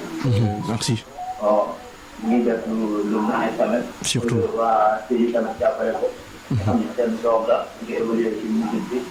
yaa ngi gën ko may doole parce que bu ko waa Sédhiou jàppale woon ñeneen ñi pour ñu gis ko lu yomb. waay donc je pense que waa Sédhiou ñoo ko war a doole ak war pour ñeneen ñi mën koo gis. incha allah loolu dina am. waaw dégg nga ñëpp ñu ngi di rafetlu bu baax ñu jaar Sédhiou 50 bi. naa Sédhiou 50 moom léegi moom Sédhiou du amati problème boo xam ne. dafa leer kay. ok. donc ñoo ngi lay bigga ba Grand Amares. kontaan nañ torop ci appel bi yaakaar naa ni cadeau yi tamit leer nañ jaar nañ ci yoon. donc di la remercier on te dit chapeau à vous. ok merci beaucoup maa ngi jaar. jaajëf donc kookoy Amares donc manager NJK moom tamit voilà donc dafa bàyyi itam pour mu ñëw dugg seetaan émission di woote yokku ci dara yaakaar naa loolu voilà dafa am solo donc voilà NJK mun nga jekkali si. waaw comme li ma la waxoon rek xam nga yëf yi moom daanaka noonu la daal quoi. waaw noonu la. donc kooku mën nañu xaar après nga jekkali pour ñu bañ a monopoliser aja ñu dem. waaw ok waaw comme maanaam comme li ma la waxoon sànq rek ci njëlbeen xam nga daanaka noonu la demee quoi politique moom yi tout ça affaire yooyu noonu moom muy loolu daal. waaw am na ñoo xamante ne dañuy politique pour seen poste am na ñoo xamante ne dañuy politique pour seen dëkk. xam nga muy loolu daal quoi. je pense que loolu leer na nañ. donc ñu ñëwaat si Ndeye Awa moom tamit yaakaar naa ni comme d'habitude même question bi la parce que tey moom yaakaar naa ni amul benn parti pris. donc am na góor fii am na jigéen fii donc kenn ku nekk voilà ci les deux sexes ñoom tamit ñu joxe seen xalaat alors yow tey Ndeye Awa loo xalaat ci entrepreneuriat mooy ñi nga xamante ni ñoo ngi bëgg a mettre sur pied ay projet donc lan moom war a nekk ñoom seen relation seen link ak li nga xamante ni mooy développement. donc yaakaar naa am na ku nekkaat ci ligne bi ñu jël kooku vite fait balaa kii commencé allo. 3, 3, Allô? 6, 6. Allô? donc mën nga continuer donc mën nañu may tuuti ñu jekkali donc kii dem. waa Kasumba su ma comprendre sa question bi jeune entrepreneuriat. salaamaaleykum. waaleykum salaam. ça va na ngeen def. ñoo ngi si jàmm bu baax sant yàlla yow nag. man la Lamine Traoré ci dëkk Kabam. Lamine Traoré ñoo ngi lay siyaar naka waa Kabam. alhamdulilah ñëpp ñu ngi si sant yàlla. tey seen artiste seen doom mun naa wax ne doomu Sédhiou moo fi teew ak keneen ki nga xam ne moom tamit doomu Moricounda la doomu Sédhiou pour ñu wax ci jeunesse yéen lan ngeen ci mën a yokk daal. waaw maa ngi leen di remercier bu baax a baax maa ngi leen di remercier. di leen encourager di leen soutenir. képp ku jël si développement Sédhiou ñu ngi sa ginnaaw. merci beaucoup. ñu booy moom macha allah booy yaru booy discipliné booy macha allah maa ngi sant maa ngi leen gërëm bu baax a baax a baax. am na solo torop. nañ xam ne seen client yi seen ginnaaw seen gars yi seen ginnaaw saa ñu soxla rek ñu ngi nañu wuyu. incha allah. surtout sama boy bi Ibou Dabo vraiment macha allah mention spéciale. ak beneen boy Moricounda nu mu tudd sax kooku nu mu tudd sax. ki nekk ci plateau bi Pogba RSC. wala. merci beaucoup man tey rek big up bu baax a baax a baax. jaayef delloo big up. kontaan nañ si ñoom beneen temps képp ku jëm si développement Sédhiou moom ñu ngi si sant quoi. ñëpp la ko waa ñëpp. yàlla télé bi tamit yàlla na mu dem kanam vraiment. amiin. ñu ngeen di suivre saa su ne ñu ngeen di suivre li ngeen di def rafet na lool. merci beaucoup. yéen ñu découvrir ay talent vraiment kontaan nañ bu baax a baax. ñoo ko bokk. maa ngi leen di remercier bu baax merci beaucoup. jaajëf grand Lamine Traoré de l'autre côté de Kabam ñoo ngi lay remercier tamit. et bonne soirée merci et pareil à vous. et bonne continuation. merci beaucoup du fond du cœur donc kooku Lamine Traoré de l'autre côté de Kabam moom tamit ñu ngi koy remercier bu baax donc yaakaar naa ni léegi auditeurs yi mun nañu may tuuti parce que après yi bëri nañ te mooy commencé guddi am na ki nga xamante ni invité la moom jigéen la te xam naa ni am na yeneen soxla yu mu war a def donc ñu mën a may ñoom tamit ñu waxtaan donc ñu jël dernier auditeur bi voilà pourquoi pas avant dernier kooku ay Esso moom vite fait moom tamit mu wax ci quelques kàddu allo. dégg bu baax waa sama gars yi.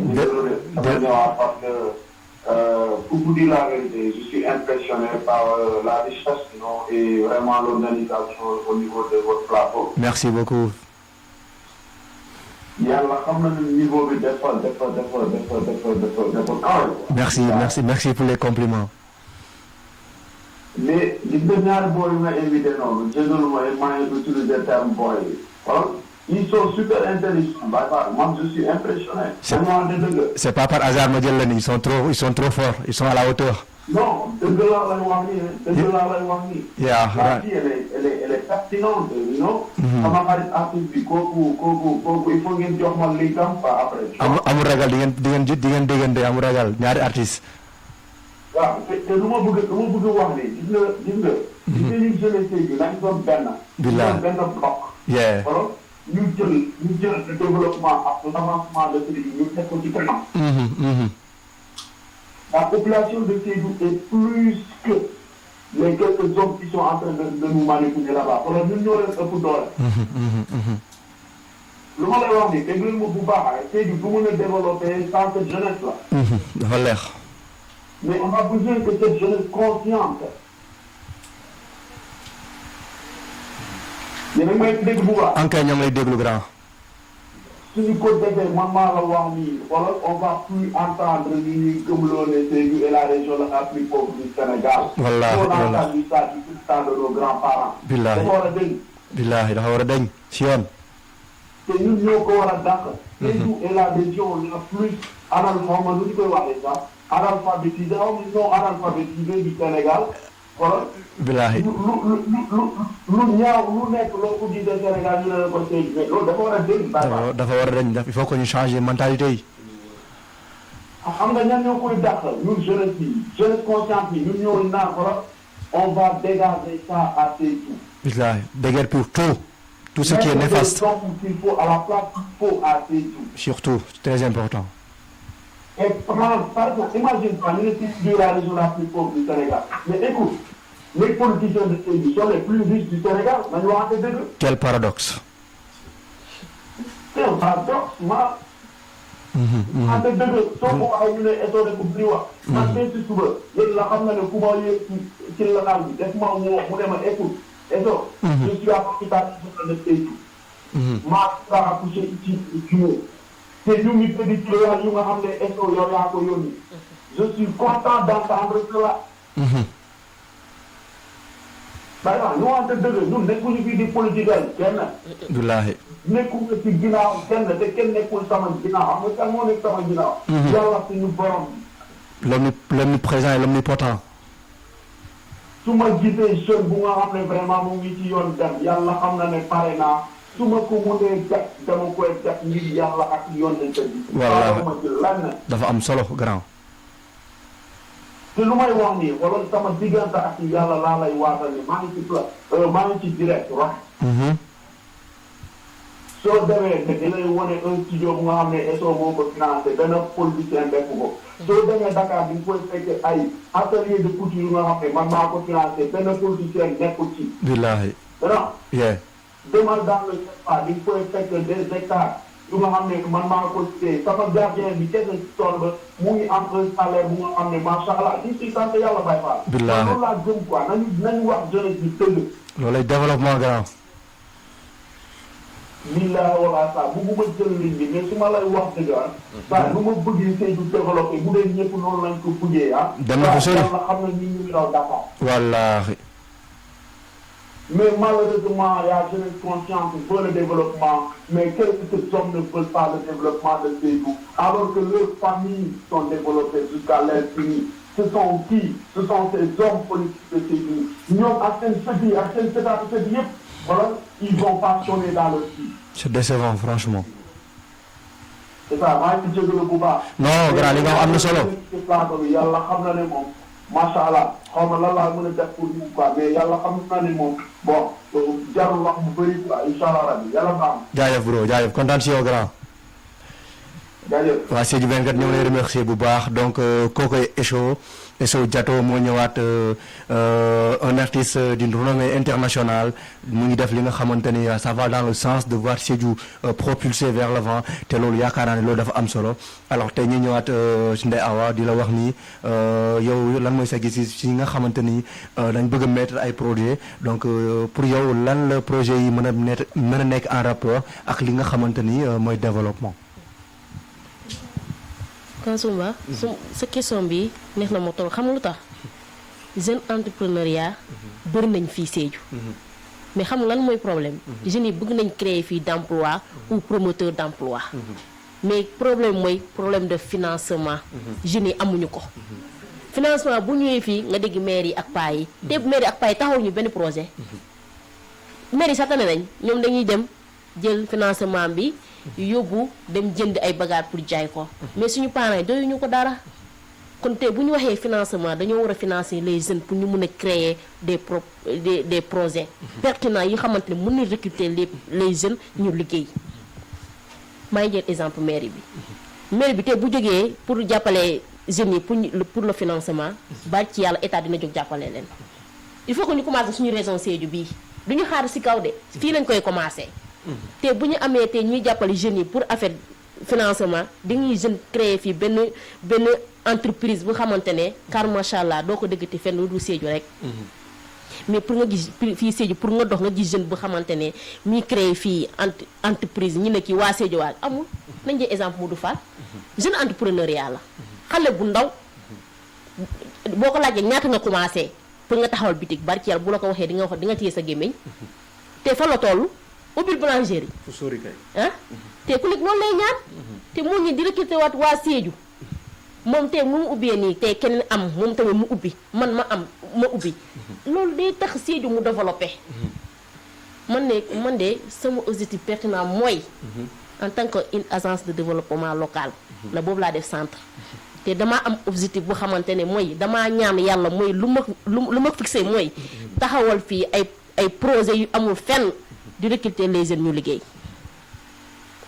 entrepreneuriat yaa ngi fii de du da ngay dox di nga ne man entrepreneuriat la ñu gëm la dañuy génnee yow boo waxee man entrepreneuriat am nga lu tax ñu ne yow entrepreneuriat parce que tey boo waxee man entrepreneuriat financé leen ma ñu ne la yow ana sa kii par exemple ni ñu koy waxee sax ana sa projet bu nga bindee ñi xam ne yow kii nga nu mu tudd jeune entrepreneuriat la xam nga loolu daal neexut a wax neexut a wax mais dañoo war a xam ne ñun jeunes yi ñun yëpp ay entrepreneuriat lañ jënd 100 francs nga commencé ko jëndi dara di ko jaay loolu dina tax yow mii nga doon entrepreneur ba nga raw sax entrepreneur man loolu laa am pour wax jeune Sédhiou yi nii jóg leen ñu jóg ñi xeex ñu mun a créer fii ñun ñi suñu propre entreprise pour ñu jàppale suñu rakk yi kii mi ngi dem de suñu avenir baa ngi dem ñun dañuy dem bàyyi fi ñeneen ñu ngi ñëw ñoom tamit bu ñu gisee ñun lu ñu créé dañuy wax ñu ne suñu mag yi nekkoon nañ fii mais créé nañ lii il faut que ñun tamit ñu def effort ñu ëpp fii suñu rakk yi ñëwaat ñun tamit bu ñu ñëw ñu créé waat xam nga Sédhiou day dem ba développé ñun loolu la ñu war a xam loolu laa am pour wax. donc yaakaar naa ni kaddu yu leer nañu donc si possible mën nga ñëw nga faram-fàcceel ñu ko si li nga xamante ni mooy ci soose d'une manière très brève pour ñi nga xamante ni ñoo ngi déglu émission fekk ay soose lañu ñoom tamit ñu mën ci am li nga xamante ni moo leen ci njëriñ daal. mbaɗigol mbal dan alin la moy demanding pour les jeunes entrepreneuriat mo badian Sédhiou jeune bidiane imu entrepreneuriat lati bari problème o yalo mon problème oti il problème de financement mon nyantalo ne ni wilte bi ni financement nata imi ka fo les jeunes pourtant les jeunes kata papier la ndile pour e financement soto bari mi ka dile ya mi ne bo ton nyalo ita dile parce que ni ma nyin soto atudu rapport soto mo ba monter ite mu entrepreneuriat pour y financer ite ko do dile la il faut que état ni mairie Sédhiou ay mol makoy ay diningol mako pour problème de financement ni ya moy ne ko dinu wil tale la tado ko la e financement di mol la état fa no bo wila ye mol makoy bante bulo croiser la ko mba batu la pour état e ko do di mol financement mol entreprise lo atake modu fama amon ko do batu amon état batu de atata nyindura aya soto aya fo ya créer na ta créer e dolta bi do ko wala mod fa yake won nyam ten nyanta kere won nyam do yake nyake comme nyake nyami ay atelier ay dota ay do koke samu ay dewata wole atelier le do fole dolta wo fole ta ya no wota yo dota ngol dani pour jeune Sédhiou no ke hakilo to bake ni mbe se ke no jeune entrepreneuriat jan Sédhiou sans autant xaar état. OK, merci. donc merci beaucoup je pense que loolu dafa am solo Ndeye Awa di la remercier bu baax comme ni ngeen ko déggee ils ont dit des choses qui méritent d'être saluées ay kaddu yu leer nañu donc pour dire que donc voilà balaa may continuer yaakaar na mën nañ jël auditeur bu nekk ci ligne bi allo. ça va bien allo kookan la ak foo ñu woowee. ça va bien. non du diggee Maska xam naa après da nga jaawale fii Sédhiou 24 la c'est pas Pakao FM allo. da nga jaawale du diggee non du Pakao FM ñoo ngi jégalu fii Sédhiou 24 la donc xam naa ne dafa def benn confusion donc di leen wax ni du Pakao FM Sédhiou 24 la ñi nga xam ne dañ bëgg a participer émission bi mën nañu appeler ci numéro bi nekk ci affiche bi donc comme ni ma waxoon sànq voilà ils ont dit des choses qui sont d'une importance incommensurable parce que comme ni ñu koy waxee ci français le temps perdu ne se rattrape jamais bu ñu demee ci anglais comme ni ñu koy waxee lost time is never found again donc di leen wax ni gars yi nañ def lépp donc ñu jóg ci li nga xamante ne moom le moment opportun ñu def li nga xamante ni mooy tax ni dëkk bi avancé parce que on en a besoin franchement ay entrepreneurs yi fi nekk ñu def de telle sorte que Sédhiou mën a avancer parce que loolu lañ soxla donc bépp jeune c'est la situation de Sédhiou qui t'incombe te loolu dafa am solo. alors ñu dem ci benn rubrique bi nga xamante ni ça va directement parler de la culture et du développement donc bu ñu delee définition à travers un penseur comme ni nga ko waxee nee na la culture c'est ce qui répond à l'homme quand il se demande ce qu'il fait sur terre donc yaakaar naa ni tey Sédhiou c'est une ville culturelle donc mënoo wax Sédhiou sans pour autant nga wax benn culture alors yéen selon vous lan moo war a nekk rapport entre culture ak développement.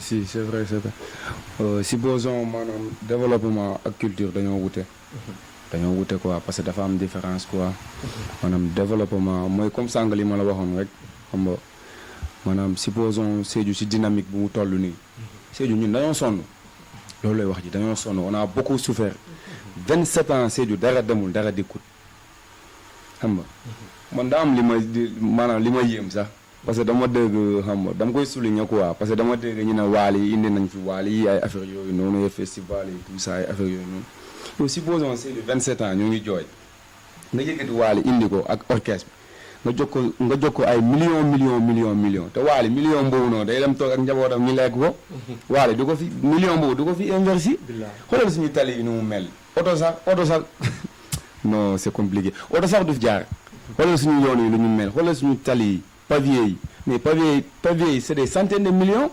37 milliards de nos francs efface loolu lañ leen jox pour ñu liggéey suñu dëkk bi xoolal dëkk bi nu mu mel te pavier boobu dafa war a ñëw ba sa gàll parce que sa xaalis mu ngi fa keneen ak keneen yow sa xaalis mu ngi fa kii tamit xaalisam mu ngi fa mais loolu xaalis bu bëri la koppar bu bëri la kenn daa am nu mu toll Wally déplacé ko fii aller retour loolu mais c'est des centaines de millions mais que les gens arrêtent seen gonflage yooyu noonu ay xam nga Sédhiou nii mais tu entends des millions et des milliards te doo ko gis c'est les mêmes têtes c'est les mêmes blocs mooy bloc yooyu noonu yi ngay dégg ñu ngi ko du ko sotota les mêmes têtes que tu vois et ko lëjee bloc ko après xaalis bu jeexee sëy nañ dem nañ seen yoon loolu depuis quand kañ la war a jeex. Donc selon toi, si on comprend bien, festival au Mouketanou, donc on devrait prendre les acteurs culturels qui sont issus de la région de Sédhiou. Effectivement mais man artiste là woon nañ ma pour ma ñëw laajal kii mën na leen langue du ma fi bousee Mbour la ma fekk mais mun naa ñëw ma jël hôtel ma nekk sama olala ñu fay ma cassé affaire yooyu ma jël avance ma ñëw mën naa ko def mais dama leen xoolal noonu loolu du ma ko def parce que nos mamans sont fatiguées suñu yaay booy dañoo sonn man def naa àll presque ci biir ay marsaasum dem ci kaw man dëkk bi dama koo wër ma ñëw toog gars yi dañoo sonn am na ñoo xamante ne bu ñu añee sax pour ñu reel sax problème la jëlee ko kondom maanul la doolu que si ma maanulee daa sama maanulee kondom maanul mais ñun dañoo sonn mais corona mbas bi dafa ñëw mais mbas bi wala ko nit ki supposons nga jàppale ko nga koy wàccee ay keeb quoi ay affaire yooyu noonu quoi loolu mooy lan keeb bu ko lekkee jeex loolu yëpp soxlawuñu ko man dama bëgg xoolal Sédhiou mu yeesu fii comme grand eso lu mu wax nii maa ngi koy shawlaat au passage dama bëgg xoolal développement bi aussi développement bi dafa des de trop dafa des gars yi dañoo war a yokku Pastef bi yokku liggéey bi changer système yi aussi tamit xool li góom yi ñu trouver solution man loolu laa am lu may wax quoi. donc loolu dafa am solo donc yaakaar naa ni Ndeye Awa mën nga reprendre même rubrique bi donc nga wax ñu sa xalaat si li nga xamante ni mooy culture ak développement parce que Sédhiou mën a wax Sédhiou sans pour autant nga wax ci culture donc nga wax ci sa xalaat tuuti tamit. culture baax na de loolu affaire foo la neex na trop ñu wax ni Sédhiou dafa am festival tey gars yi di ñëw ñu invité neex na trop yow nga ne woon nañ la waaw am nañ droit woo la mais duñu la fay prix bu baax parce que xam lu tax dañu wax yow doom Sédhiou nga et wàllu doom Sédhiou de moom dafa fixé prix am balaa muy déplacé buñ ko munee mu ñëw buñ ko mënul fay mu toog te balaa ñuy créer fii balaa ñuy wax dañuy def festival nañ njëkk a defar yow mi ba pare buñ ko caméra wane ko te day neex dañuy wax Sédhiou avancé na ñu def festival ñu invité Wally invité Viviane neex na trop mais avant tout c'est le développement d'abord nañ bàyyi yàq xaalis day financement day ñëw ñun dañuy dégg financement am na waaye xool ñi nekk ci kaw ñooy jël xaalis ba koy toog dem jënd lu ñu nar a jënd toogee ko seen kër comme ni nga ko waxee mbas bi ni mu ñëwee nii am na ñoo xam ne seen kër yi daanu nañ balaa ñu leen jox saako keeb maa ñu jox leen diwlin waa ñu jox leen saabu dañu leen jox ñu dem jëndi ciment yëkkatiwaat seen kër gi mais ñu woo leen ñu dem ay parents déplacés gisuma dalu du saako keeb bii ngeen jégal ma torop wax bi neexul torop dafa metti pour taxaw ci rajo ci télé pour wax mais faa ngeen jégal ñu am na yeneen dëgg bu ñëwee faa ñu wax ko ñu génn ñun dañoo bëgg ñun suñu avancement ñun jeunes yi loolu lañ bëgg moo tax culture neex na torop waaw balaa ñuy culture dañ xool leneen d'accord ba pare merci. ok merci. donc yaakaar naa ni kaddu yi leer nañu donc l'émission tire presque à sa fin donc di leen remercier bu baax ci seen teewaay bi parce que c'est pas évident pour vous de vaquer à vos occupations ba tey ngeen mën a ñëw teew ci plateau Sédhiou 24 donc à toi NJK ñu lay wax nga wax ñu sa mot de la fin balaa ñu tàggatoo ak internautes yi. ok si man li may wax moom bëriwul quoi aussi maa ngi nuyu waa Kobombu waa Sédhiou man doomu Sédhiou laa Kobombu laa xam Kobombu laa am maa ngi leen di nuyu xam nga mafia bi xam nga Kobombu Kabe musique sama label bi gars yëpp boo yëpp ñu jàpp ci yëf yi ba ñu yegg si fii depuis démb ba tey ñu ngi may woowee tout ça di ma envoyé ay texto maa ngi leen di nuyu daal quoi am ma seen fay man Sédhiou laa am Sédhiou moo tax may fayet xam nga projet yi bëri na te temps bi aussi tamit mayuñu vraiment kontaan naa nuyu naa ñëpp daal ñu jàpp ci yëf yi ba ñu egg si fii waaw yàlla jàmm ji yàgg quoi loolu laa ñaan yàlla jàmm ji yàgg yàlla jàmm ji yàgg merci beaucoup NJK donc Ndeye Awa yow tamit nga wax ñu sa mot de la fin. ok merci maa ngi nuyu ñëpp ku toog ci télé bi di ñu déglu neexul nag wax moom nit day jum nit motul nit yëpp ay être humain lañ. maa ngi nuyu sama yaay vraiment moo tax tey ma yegg si fit te bu ko tagoo mënoon naa wax toogal waaye comme rek. xam nga rek comme affaire jeunesse développement Sédhiou la te ñun yëpp dañoo bëgg suñu avancement loolu moo tax moom moo fi toogaloo fii quand souvent dëgg yàlla maa ngi lay nuyu aw ma sa fay vraiment c'est la première fois c'est pas facile mais yombul mais yàlla baax na yàlla na avancé ñu ngi ñaan yàlla tamit gars yi dañu déglu émission bi bu baax ak xel ni bañ ci teg xol bu ñu tegee xol du baax vraiment maa ngi nuyu sama famille bi di nuyu sama mag yu baax yi ki ne aw ma sa fay vraiment kontaan naa ci yow ok merci. Donc merci beaucoup à tous les téléspectateurs. C'était bien sûr votre émission ñu xappi à la présentation Pogba RC le roi sans couronne. Donc di leen wax ni tey dañoo débattre ci thème bi nga xamante ni dafa am solo un thème qui va dans le cadre de faire la conscientisation de la jeunesse mooy jeunesse et développement. Donc merci beaucoup à Ibou Dabo Ibrahima Dabo alias NJK Kabir Music. Donc merci beaucoup à toi aussi ma grande sœur ki nga xam ne mooy Ndeye Awa Sarr ci seen disponibilité. Donc di remercier internautes yi nga xamante ni dañoo bàyyi seen di seetaan émission donc principalement à Serigne Pathé Kébé de l'autre côté de Lyon au grand artiste Esso Diato et également à tous les auditeurs yi nga xamante dañuy woote fii Sédhiou 24 amul seen fay donc di la wax ni allez-y vous abonner sur la page Facebook Sédhiou 24 et sur la page Facebook Sédhiou 24 pour ngeen mën a suivre émission yi en direct donc on se donne rendez-vous à demain inchallah avec un nouveau thème avec aussi de nouveaux personnages pour ñi nga xamante ni mën nañ ñoo débattre donc Sédhiou 24 le professionnalisme et la qualité en primo. Merci beaucoup.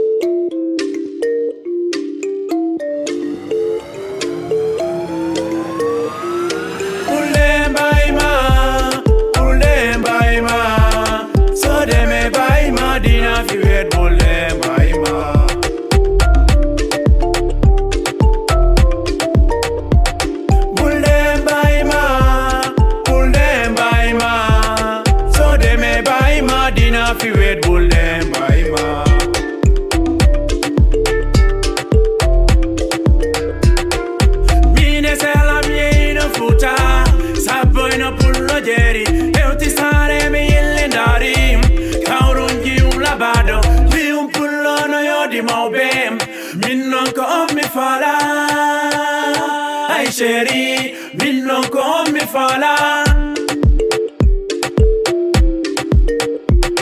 Si jamba yo ari, mo bebembel tike. Si jamba yo ari, reo bebembel tike. Si jamba yo ari, suka bebembel tike. Si jamba yo ari, sare ne wel tike.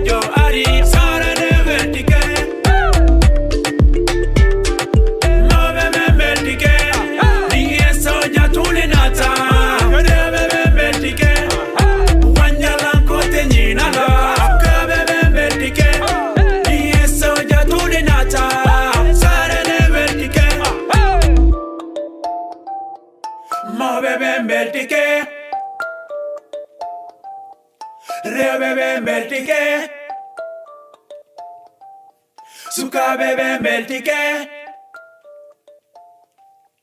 sarende beltike